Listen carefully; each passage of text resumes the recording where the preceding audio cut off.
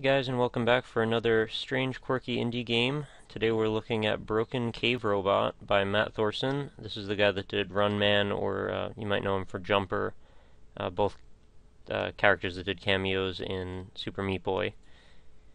And funny thing about the title, Broken Cave Robot, is when I started playing it, it was kind of broken. I wasn't really able to get it going for a while. I had to mess around with a whole bunch of stuff, and eventually I just hit ignore or a board or something on the event that kept popping up before the game would start so many times that it actually put me through to the actual game before it was just immediately crashing. So that's the inherent challenge with reviewing PC games and indie games especially, that they're not going to always work. But enough about that.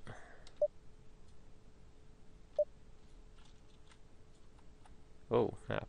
Okay. So the deal with Broken Cave Robot is, I guess you have 5 minutes to figure out how to get where you're going to get out of this cave, I suppose. And you have to accumulate power-ups, you know, sort of Super Metroid style, to get where you're going.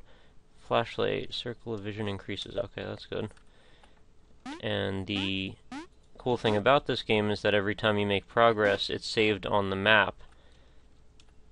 So you'll probably die lots and lots of times, but every time you do, you're actually making some sort of a notation down on that map. And that'll allow you to get a little further next time, perhaps. This rudimentary mapping. Oh, I just remembered that. Okay, apparently I remembered that a second ago, too,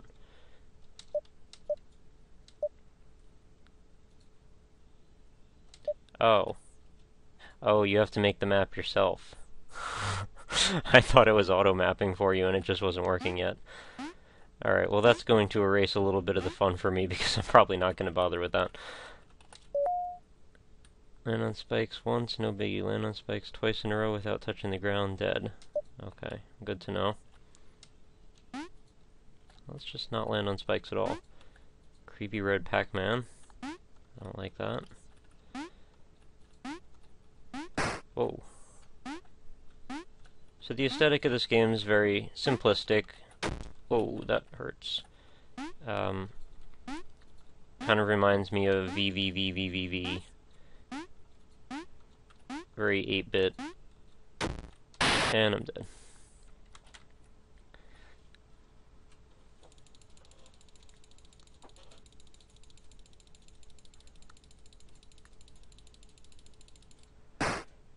Error defining an external function. That's what keeps popping up every single time. So the power-ups stay in the same place, I guess. I'm not sure if this map is new every time, if you started a new game or what. I guess probably not, because that would be a little difficult to spread the power-ups in a way that makes sense.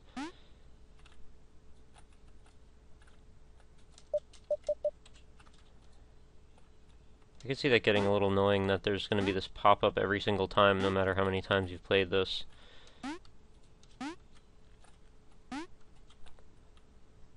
But I guess speedrunners would probably enjoy this sort of a layout for a game. Just memorize everything and just run.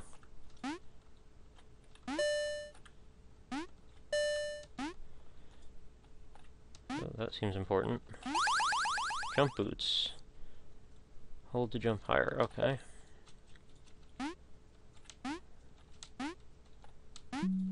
Oh, what is that? Oh, it's a moving light source, I get it.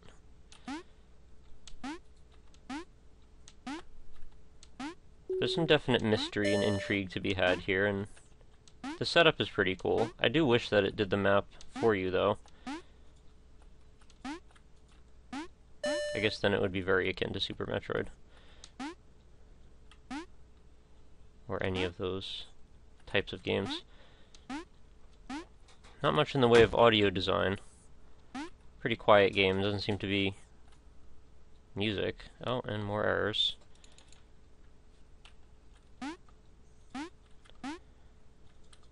Although I did see music files in the folder, so that's probably just something with my version of the game.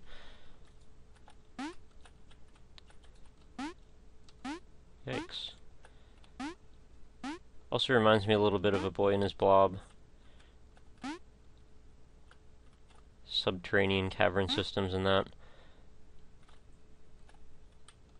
Not sure if I ever finished that game legit. I think I ended up using the root beer rocket jelly bean or something and just leaving immediately. Can I cheat my way around that edge? Probably not.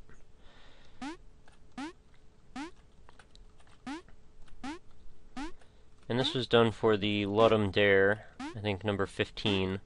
So this was one of the indie games designed in a very short amount of time. I think it's 48 hours they get.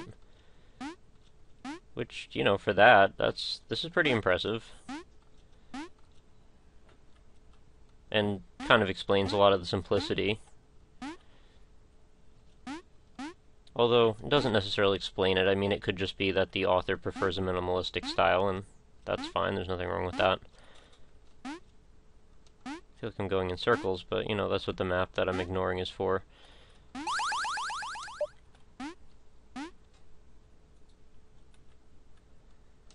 Oh, life is hard being a broken cave robot.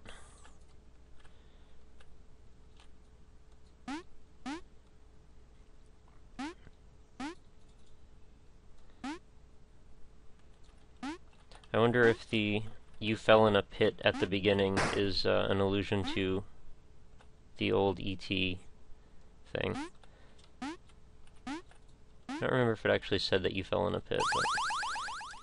Hey, I've got another jump boots.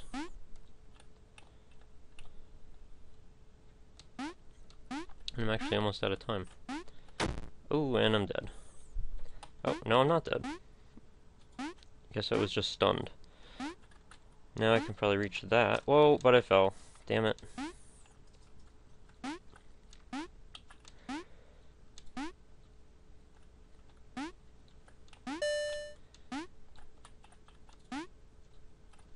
Now the water makes it much harder, and errors again.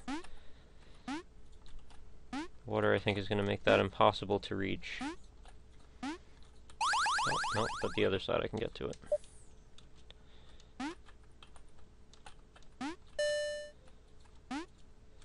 So through multiple playthroughs of this, with your map, hopefully that you've been drawing, you would develop a acute understanding of where everything is, and that should make the game much simpler each time.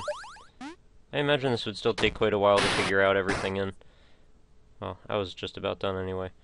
Gems 8, power up 6. So, very cool idea. Execution's pretty good, controls are pretty tight. Graphics very simple, like I said, nothing wrong with that though. Hard to recommend this one as emphatically as with some of the ones in the previous episodes, but I would still recommend take a quick look at it. I mean, it's all free.